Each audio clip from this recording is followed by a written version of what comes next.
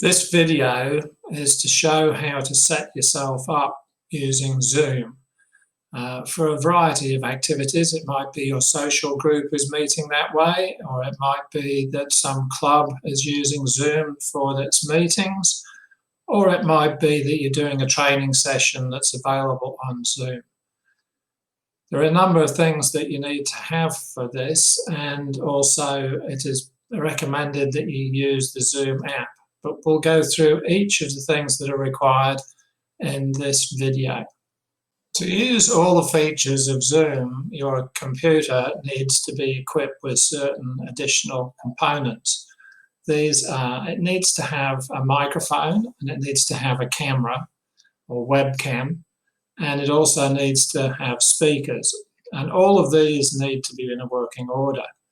If you're using a laptop, these additional pieces of equipment are already built in. So your webcam is normally located above the screen, the little eye that's sitting there, and microphones are built in and speakers are built into a laptop. So you've got all three components already built into a laptop. The only thing that might stop them working is one or more of them may be switched off for privacy purposes. So you need to test that when we get further down the track. If you're using a desktop PC, it's more than likely you only have speakers connected. You may not already have a webcam unless you use it for something like Skype. If you need to buy a webcam and or speakers, probably the best place to go is just to go to someone like Officeworks. And just as an example, I'll show you the sort of costs you're involved to get these things. So if we go to Officeworks, I've just done a search on computer speakers. And if you price them in low to high order, you'll get an idea of what's involved and how much. You really only need to spend fairly minimal costs. As you can see, there's ones from $12, $20, $39, and so on. You don't need to go up to expensive speakers unless you want to, and unless you listen to a lot of music. But just for Zoom purposes, any of the cheaper speakers will do. I tend to like these ones up here. The Logitech $44 ones are quite good, and I've used these ones too. So that's going to cover your speakers requirement. If you haven't got a webcam already, we'll just put in for our webcams, and you'll get an idea of the prices for those. So again, on a basis of low to high, there's a lot of choice, starting at $58 for a Microsoft LifeCam, and that's fine. There's nothing wrong with that. You can go up to 59, 78, 89. And remember, these have the microphone built in. So once you've plugged this in, you're covering both webcam and web microphone. And we've already looked at speakers that you would require. All right, so you need to have both of these, and you need to have them working. So if we go just back to the drawing board here, the next thing you need to do is to actually download a Zoom app to be able to use Zoom. Now, there are a number of ways, and this is what makes it confusing to people. There are a number of ways you can actually access Zoom, and this varies on the device you're using. So if you're using a phone or an iPad, it's different from a PC. But generally speaking, if you're doing it from a PC, then you're recommended to use the actual Zoom app. But if you want to see why that is the case, then if we go to this location here, which I'll just point to the top up here, I'm actually at Zoom support, which is the address up at the top, support.zoom.us. And if you come down to this field here, you can type in app comparisons,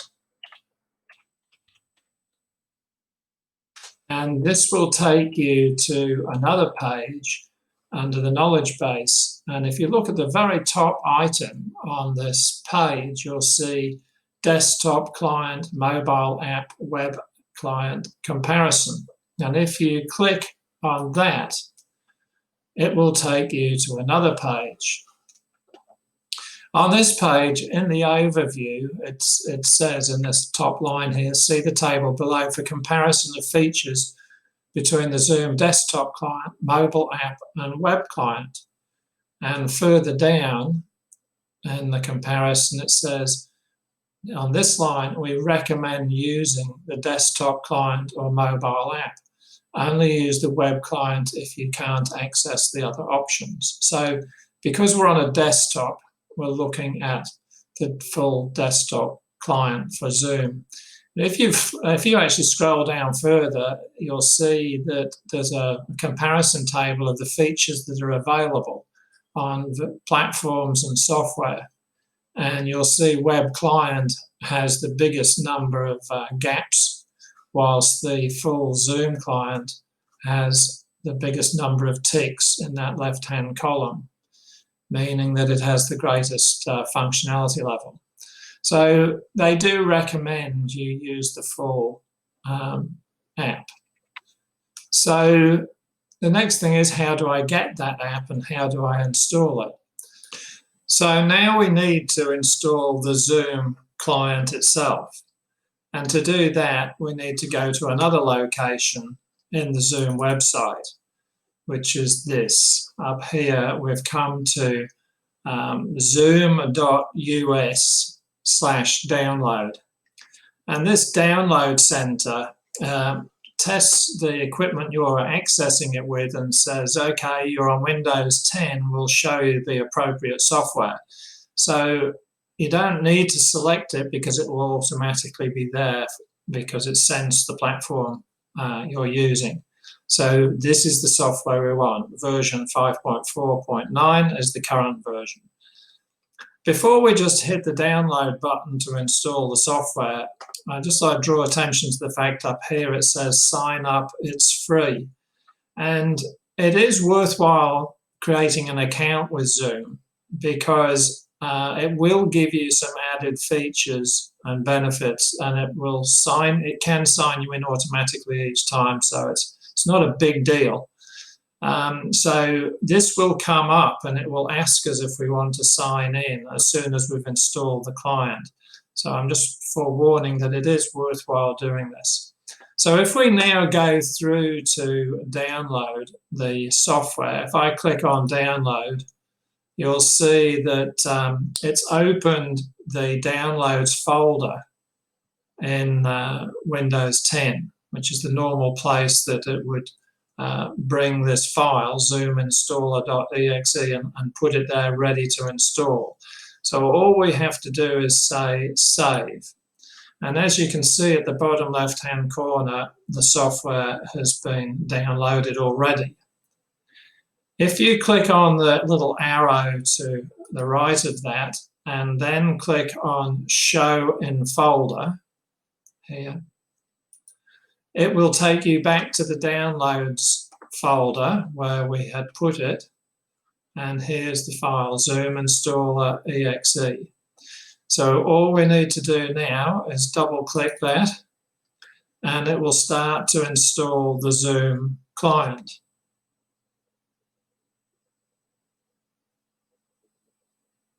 Okay, so then it comes up with this screen. So let's just minimize some stuff around here that we don't need anymore and just leave it to this. So this is now the Zoom client. Now, as you will see, that this has a button for join a meeting, and this is on the basis of you not signing in. It'll just use the application, but as I said before, you won't have certain features available. So I recommend you do sign in, and you will need to, the first time you do this, you'll need to create a Zoom account. And you can do that with a variety of methods. You can use a single sign-on system. You can sign in with your Google credentials, meaning your Gmail address and the password associated with that Google account, or you could sign in with Facebook on the same basis. But if you rather it not be connected with any other sign-up system, then you can create a new account based just on your email address and a password that you generate specifically for Zoom. If you want to do that, create a specific password for Zoom and based on your email address, you need to click on sign up for free. So if you click on that, you will be led through a process like many where you need to put in your date of birth, presumably from some legal reasons, month, day and year of date of birth, and then you'll continue on and you'll be asked to put in your email address and generate a password, a specific password for Zoom, and that's what you will use in that last screen. You will probably be sent an email to that address so that you can confirm it really is you. So you just go through and follow the prompts and do that, and then you will have created an account. But since I already have an account, I'm not going to do that. So we'll just go back to where we were and sign in here. So because I've created one based on a sign in with Google, I'm going to use this. But it's also worth noting that you should tick this box here that says keep me signed in, because then the next time you open Zoom, you won't have to go through the sign in process. It will just keep that stored for you. So I'm going to say keep me signed in and sign in with Google. It's now going to ask me, because I have several Google accounts, which account I want to use. And I'm going to choose this one, peterfowler64@gmail.com. So I click on that one. It's then going to come up with this little screen here which says open Zoom meetings, ? And an address wants to open this application, meaning the Zoom application. And this is important to actually click always in this box here, because when you get sent an invitation to join a Zoom meeting, there will be a link in that invitation. And all you need to click on is that link and it will open Zoom and take you straight to the meeting. That's the purpose of this question here. So it's saying always use that link to take me to Zoom, and it will automatically sign in, and it just makes it all a very quick process. So we just say open Zoom meetings. And then we get the first screen, which is the Zoom screen that you will normally get when you open it from the icon, which is now on your desktop. Down here, there's now a Zoom icon on your desktop. So this is what you'll be used to. And on this screen, you can see that I'm logged in here already with the Peter Fowler 64 Gmail address that I showed you I was going to use. So I'm logged in with that, and I've got access to settings, and I can run a check for updates and all these sort of things. Okay, and over here, you can start a meeting. You know, you might want to generate a meeting, or you can join a meeting. And we'll cover all this in a separate YouTube video. But while we're here, it's just worth checking your webcam is working okay, and your sound, both microphone and speakers, are working okay, so that you're ready for a new meeting or joining a meeting. Unfortunately, because I'm using my webcam for this YouTube video, I have to turn that off from the video for just a while we do this test, because otherwise Zoom can't pick it up. So you'll just have to bear with me while I just switch that camera off, and then I will come back to this screen to actually carry on. So I'm just going to turn the camera off, and then I will be able to use it for Zoom. So whilst you can still hear me, I've disappeared. So if I go to New Meeting now, you will see that there's a big picture of me on that Zoom screen that's below it. And that's just proving my webcam is now correctly connected to Zoom. You will also get this picture of join with a computer audio. That's if you're confident that you're joining a meeting or creating a meeting, you're confident about your equipment, you can carry on. Or you can test the speaker and microphone. So if we click on test speaker and microphone, it will play some music. And if you can hear that music okay, you can just click on yes. It will then record your voice. It will then record your voice and play it back to you. And if you can hear that okay, you can say again, yes. And what that's now done is it's checked both your camera's working, your microphone's working, and your speakers are working. So then you can say join with audio and come back to this screen here. So that's as far as we can really go in this video. We're just proving that it all still works and it's ready to go to the next phase.